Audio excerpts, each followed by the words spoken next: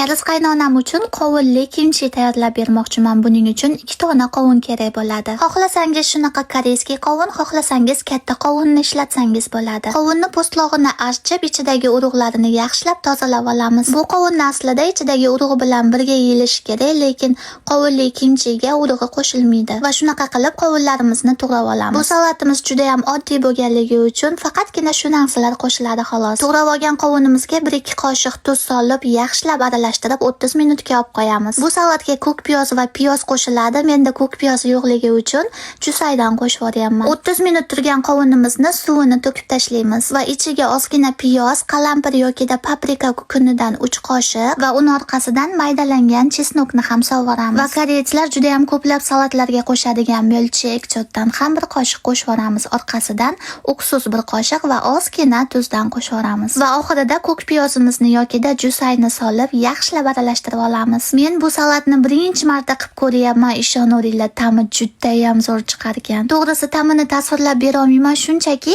me'daga tegmaydigan ta'm bo'lib chiqar ekan, juda ham mazali. Faqat menga mazali tuyulyaptimi yoki rostdan ham yaxshi chiqdimi deb ikkilanganim uchun Karis qaynukamni chaqirib, unga ham yedirtirib ko'rdim.